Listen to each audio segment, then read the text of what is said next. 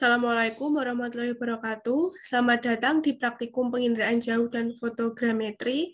Pada kesempatan kali ini saya akan menjelaskan mengenai praktikum acara 1 penginderaan jauh dan fotogrametri.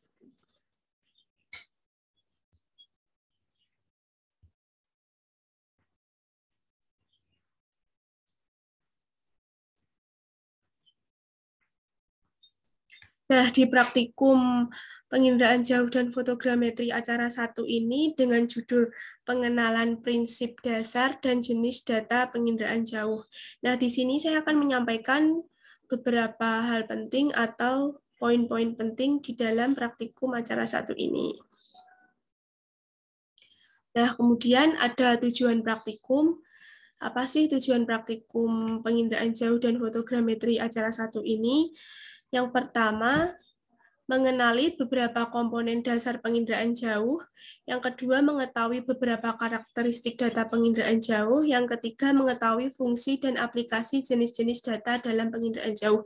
Jadi, 3 ini merupakan tujuan praktikum acara 1 penginderaan jauh dan fotogrametri. Untuk poin yang selanjutnya, di praktikum ini ada alat dan bahan praktikum. Jadi, alat dan bahan yang digunakan di praktikum acara 1 ini ada 3. Yang pertama ada alat tulis, yang kedua data penginderaan jauh, foto udara, dan citra satelit. Kemudian yang ketiga tabel isian. Nah, di sini saya akan menyampaikan sedikit saja mengenai dasar teori penginderaan jauh. Jadi apa sih pengertian penginderaan jauh itu? Penginderaan jauh merupakan suatu seni dan ilmu untuk mendapatkan informasi tentang objek yang ada di permukaan bumi atau dekat dengan permukaan bumi yang menggunakan alat tanpa kontak langsung.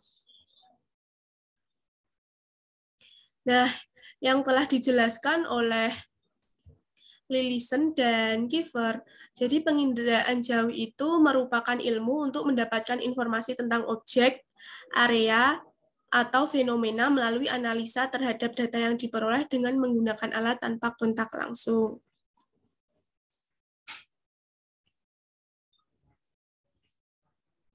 Kemudian ada prinsip dasar penginderaan jauh. Nah, di poin ini yaitu prinsip dasar penginderaan jauh ini merupakan terdapatnya perekaman suatu gelombang elektromagnetik dan objek di muka bumi yang tertangkap oleh sensor penangkap gelombang. Nah, penangkap gelombang tersebut bisa jadi pesawat tanpa awak atau satelit. Nah, kemudian untuk poin selanjutnya ada prinsip penginderaan jauh.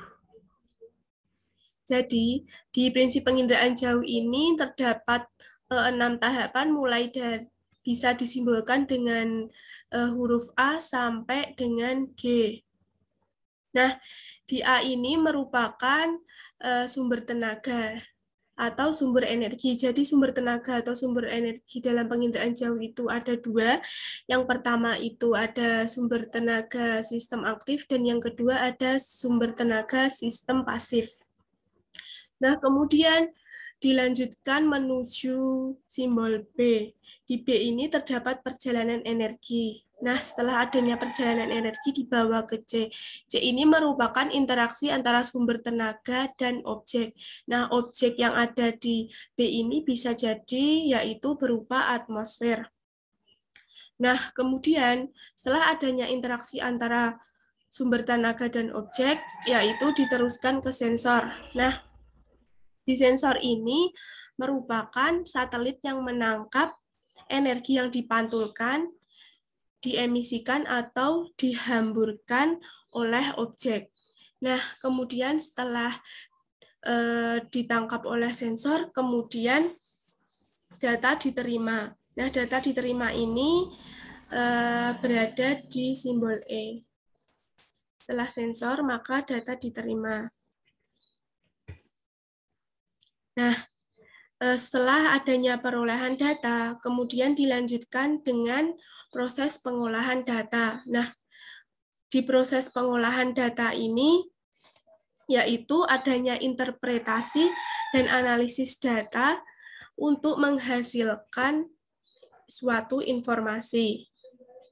Nah, kemudian dilanjutkan menuju G. Di G ini terdapat penggunaan atau pemanfaatan data. Jadi setelah data diperoleh dan diterima, data diolah, kemudian data digunakan. Nah, data ini digunakan oleh pihak yang memanfaatkan aplikasi penginderaan jauh.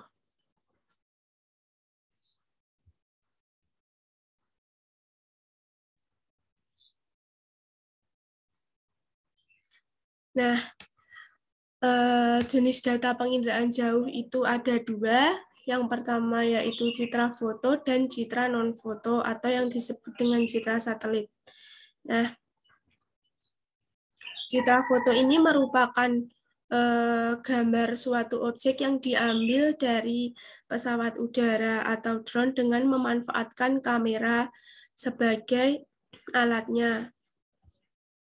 Setelah itu ada citra non-foto, yaitu gambar suatu objek yang diambil dari satelit dengan memanfaatkan sensor.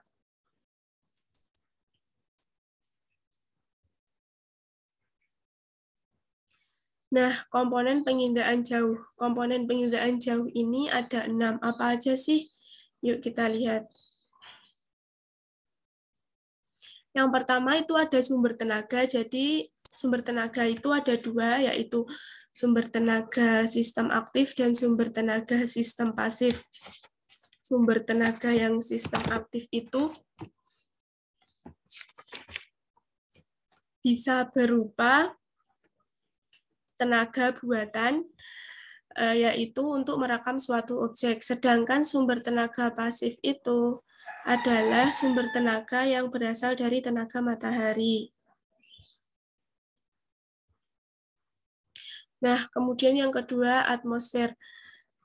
Atmosfer ini merupakan lapisan udara yang terdiri dari beberapa jenis gas seperti O2, CO2, nitrogen, hidrogen, dan helium. Nah, untuk komponen yang ketiga, ini terdapat interaksi antara tenaga dan objek. Interaksi antara tenaga dan objek ini dapat dilihat dari rona yang dihasilkan oleh foto udara.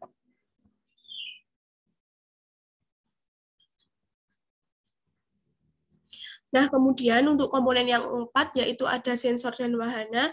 Jadi sensor itu ada dua, yang pertama itu sensor aktif, dan yang kedua itu sensor pasif. Sensor merupakan alat pemantau yang dipasang pada wahana, baik pesawat, drone, balon udara, maupun satelit. Kemudian yang kelima ada perolehan data. Jadi di komponen yang kelima ini ada perolehan data. Perolehan data itu ada dua. Yang pertama menggunakan data manual, yang kedua menggunakan data digital. Data manual yang yaitu bisa berasal melalui interpretasi citra atau yang biasa kita itu sebutnya dengan cara mendeliniasi, sedangkan data digital didapatkan melalui digitasi komputer. Nah, yang keenam yaitu penggunaan data. Penggunaan data ini merupakan komponen yang paling akhir sendiri, yaitu komponen yang paling penting dalam sistem penginderaan jauh. Nah, penggunaan data ini biasanya digunakan atau dimanfaatkan oleh lembaga yang memanfaatkan hasil penginderaan jauh.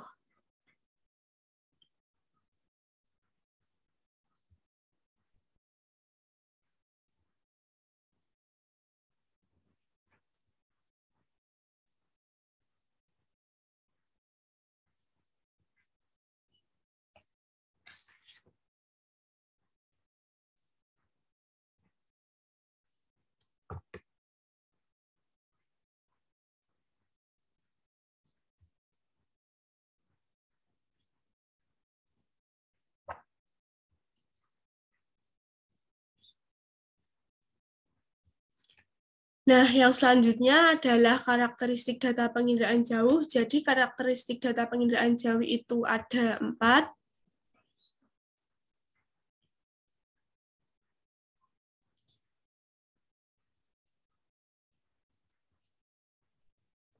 yaitu karakteristik spasial, karakteristik spektral, karakteristik temporal, dan karakteristik radiometrik.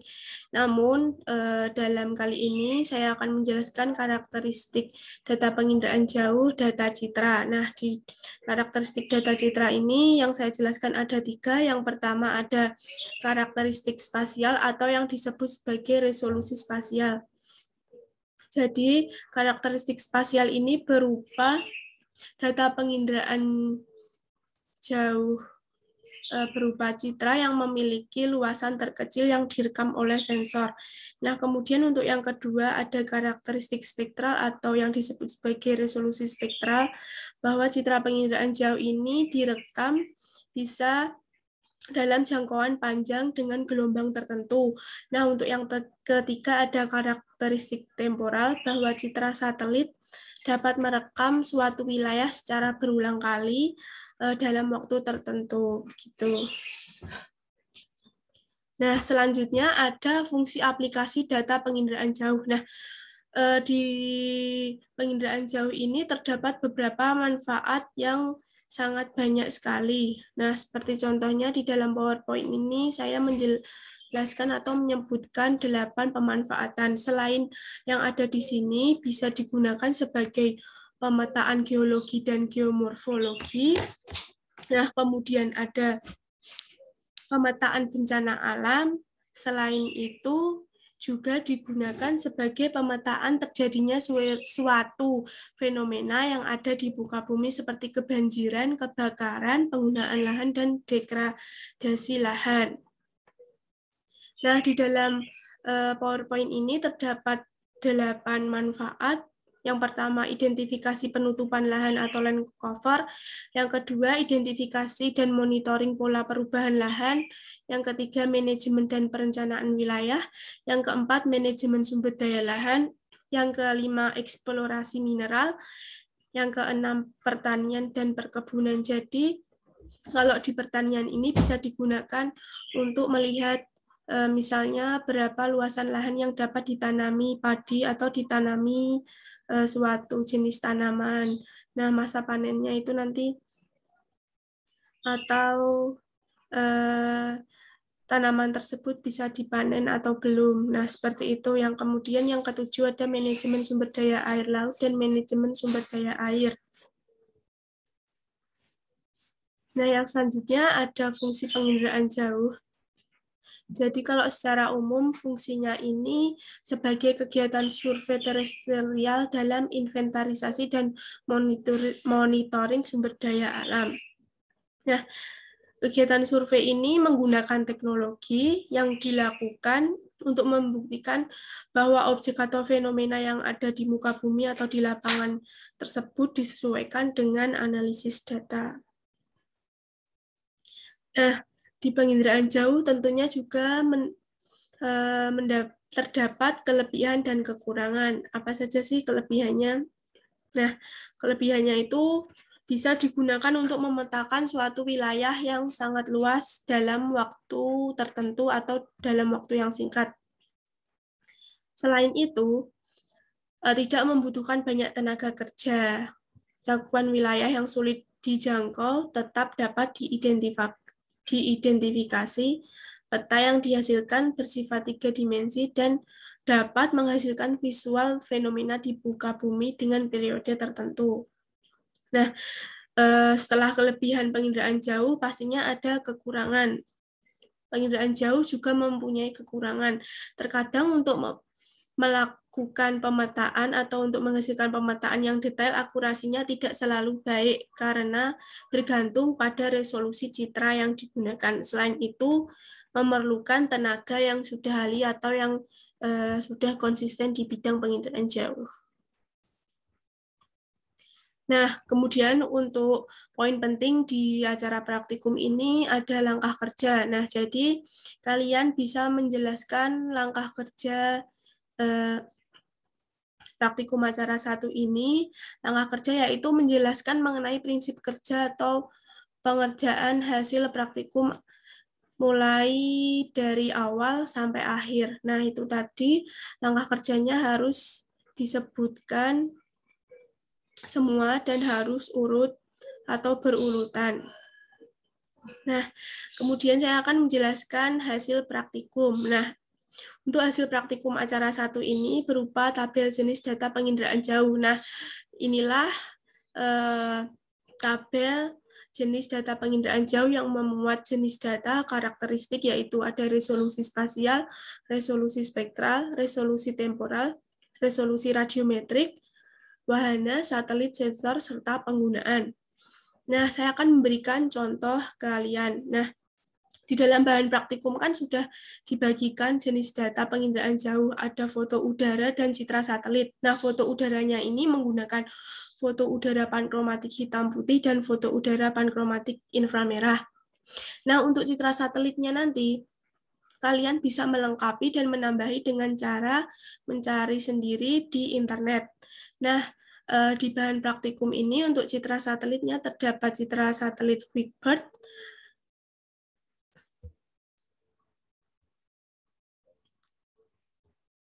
nah, untuk foto udaranya ada 2, foto udara pankromatik hitam putih dan foto udara inframerah. Nah, jadi kalian mencari 10 jenis data penginderaan jauh. Nah, di bahan praktikum sudah ada 6 dan yang 4 itu kalian bisa mencarinya di internet. Nah, untuk yang pertama, yaitu kalian bisa mengisikan, sebentar.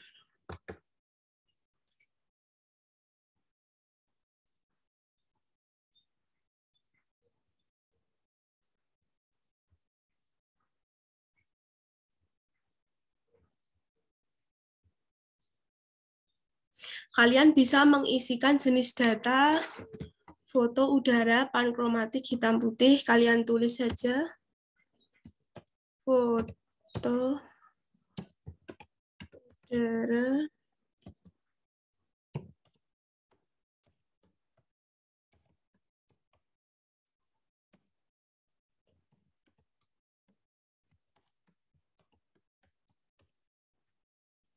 Nah, setelah kalian tulis jenis datanya yaitu foto udara pankromatik hitam putih, lalu kalian identifikasi karakteristiknya. Nah, jadi semua citra atau foto udara ini mempunyai 4 karakteristik, yaitu karakteristik spasial, spektral, temporal, dan radiometrik. Namun, untuk ukurannya memiliki ukuran yang berbeda-beda.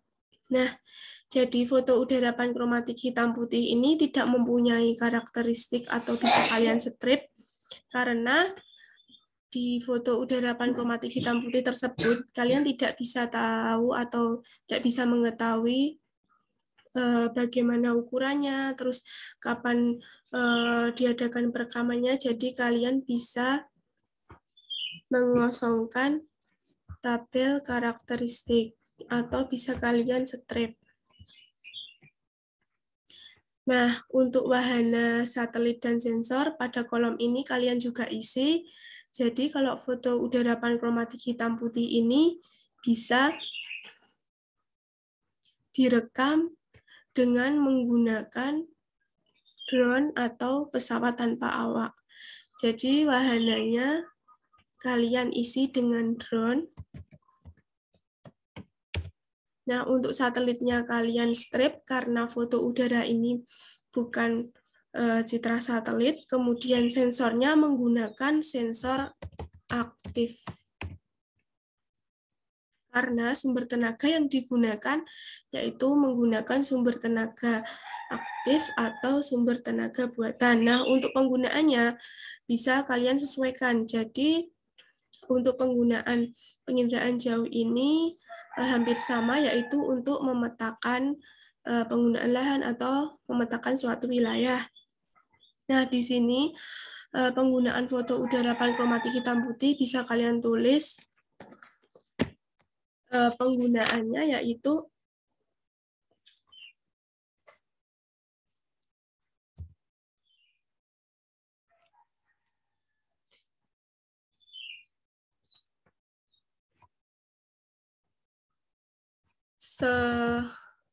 sebagai pemetaan lokasi yang diberikan dibantu dengan sistem informasi geografis. Nah, jadi penggunaannya bisa disebutkan sebagai pemetaan lokasi yang dibantu dengan sistem informasi geografis. Nah, kemudian yaitu ada jenis data yang kedua, foto udara pankromatik inframerah. Nah, jadi sama aja untuk karakteristiknya kita strip, karena kita kan tidak tahu itu perekamannya terjadi pada kapan, dan untuk ukurannya kita juga tidak tahu karena banyaknya jenis yang tidak sesuai. Nah, kemudian wahananya kita isi drone karena sama dengan untuk udara pankromatik hitam putih, satelitnya kita strap, sensornya kita isi sensor aktif. Nah, penggunaannya bisa sama, yaitu sebagai pemetaan wilayah yang dibantu dengan sistem informasi geografis. Nah, kemudian untuk yang ketiga, saya akan memberi contoh, yaitu citra satelit Landsat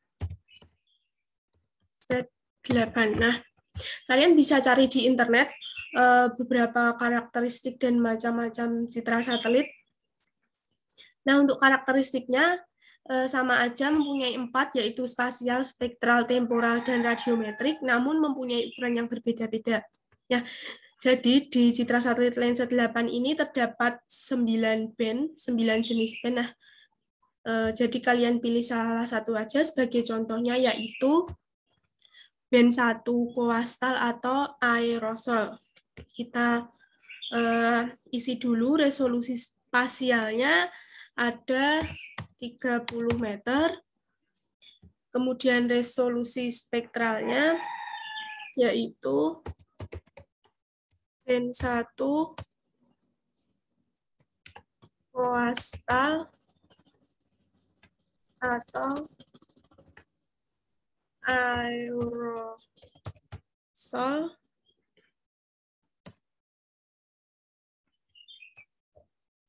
dengan panjang gelombang 0,435 sampai 0,451.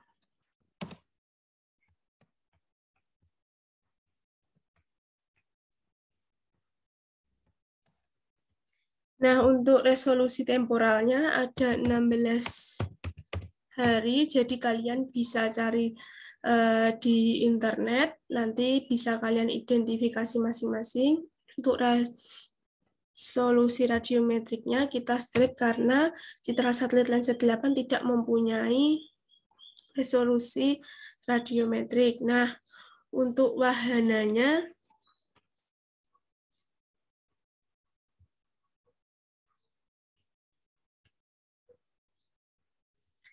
bisa kita tuliskan menggunakan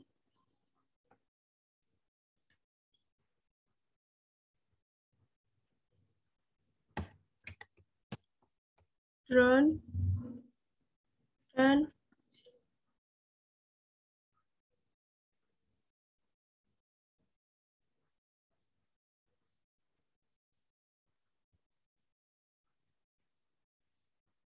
satelitnya kita isi. Nah, jadi untuk dalam pencarian jenis data yang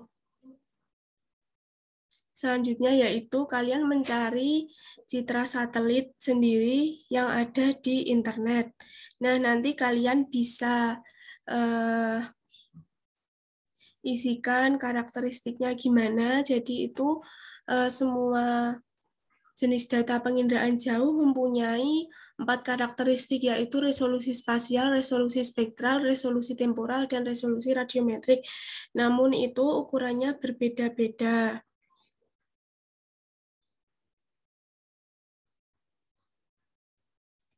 Nah, karena citra satelit Landsat 8 ini menggunakan sensor pasif, jadi wahananya kita strap. Nah, untuk satelitnya kita beri tanda checklist dan sensornya pasif. Lalu untuk penggunaannya bisa digunakan sebagai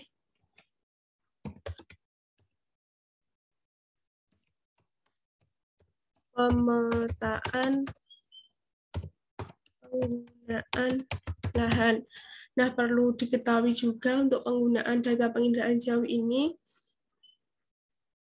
sebenarnya hampir sama, yaitu untuk melakukan pemetaan. Nah, namun bidangnya itu berbeda-beda. Nah, jadi kalian di hasil praktikum acara 1 ini mencari 10 jenis data penginderaan jauh, dan 6 jenis data sudah ada di bahan praktikum. Kalian bisa mengidentifikasikan karakteristiknya bagaimana, wahananya bagaimana, satelitnya menggunakan atau tidak, terus sensornya aktif atau pasif, serta penggunaannya. Nah, untuk yang keempat, kalian bisa cari sendiri di sumber internet, kalian bisa browsing di jurnal juga ada. Nah, jadi hasil praktikum acara 1 seperti ini.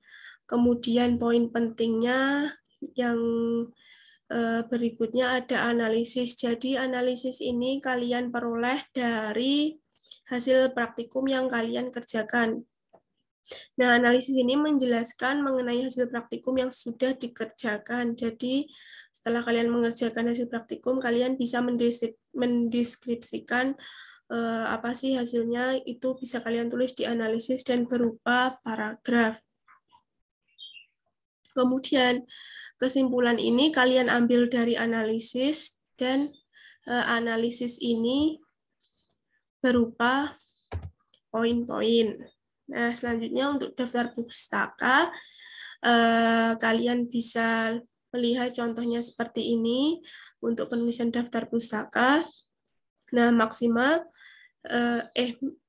minimal itu ada 3 penulisan daftar pustaka. Nah, jadi kalian untuk mengambil dasar teorinya nanti bisa kalian peroleh dari jurnal, kemudian citasinya bisa kalian tulis di bagian daftar pustaka.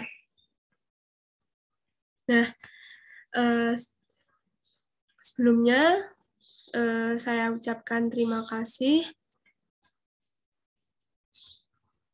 Dan ini praktikum acara 1 sudah selesai. Apabila saya ada salah kata, mohon maaf. Wassalamualaikum warahmatullahi wabarakatuh.